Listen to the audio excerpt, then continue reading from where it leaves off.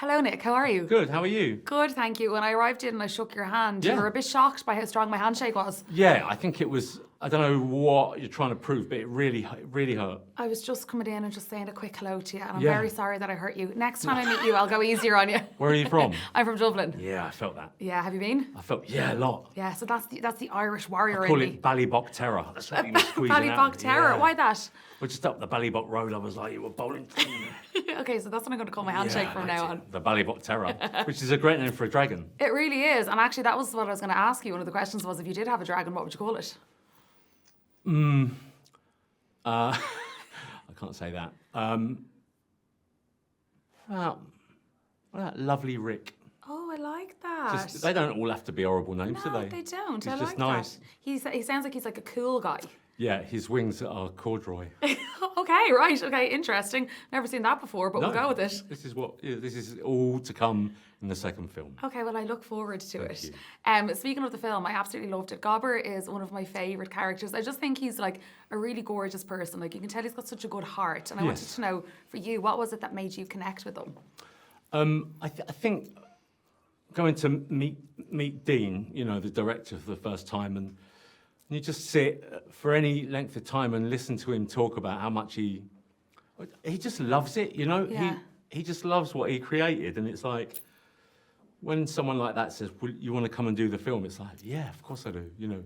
And he was really keen that we did something different, and I think we had a bit more scope to kind of dig a little bit deeper into Gobber and his relationship with Hiccup, and with Stoic as well, you know. And Yeah. it's nice to, yes, this was done before, but we're not necessarily hobbled by it. Do you know what I mean? Yeah, he's kind of like, I feel like he's the person who kind of balances the two of them out, really, isn't he? Yeah, I think we've been doing a lot of press on this. Well, he's like a father figure, isn't he, to Hiccup? But I think I kind of argue he's a matriarch more than Yeah.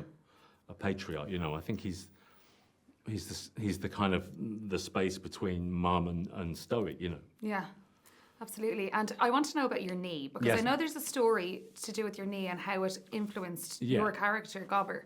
I had to have my knee replaced, and I was due to have it done like 2 weeks before we started filming, or I got the job. Yeah. And I had to say, hey, you should know that I've got a really bad knee and I'm going to have it replaced. And he was like, take the job, keep the knee as it is, and let's use that knee. So in the animated ones, his right leg is missing. In our film, it's his left leg, and that's because I needed a knee replacement. I love this. So as soon as we wrapped, I had my knee completely replaced. So did you intentionally do that? You intentionally got your knee done so you could put your own stamp on it? Yeah, yeah, I had my knee removed. I like what you did there. How are you feeling? Good, yeah. Okay. Yeah, big operation.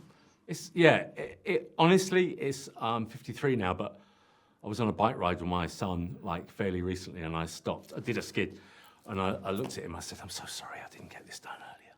Because I was just like, because you worry, I'm like, oh, it's going to really hurt, and I'm just going to. And also, there's that weird thing that kind of, especially idiot men have, where we just push on through. Yeah. Even if that means living in constant agony for 4 years, it's like, I'm just going to push on through. But you just think, just get it done.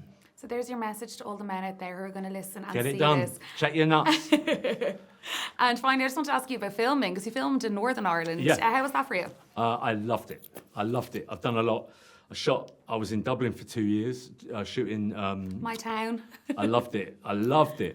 And then Belfast I've got a really close friend who was from Belfast, and I'd never been, and I just loved it. I thought it was amazing. It was like, the city's incredible, the food's amazing, and, you know, Irish people are quite something. Well, thank you so much. You're welcome.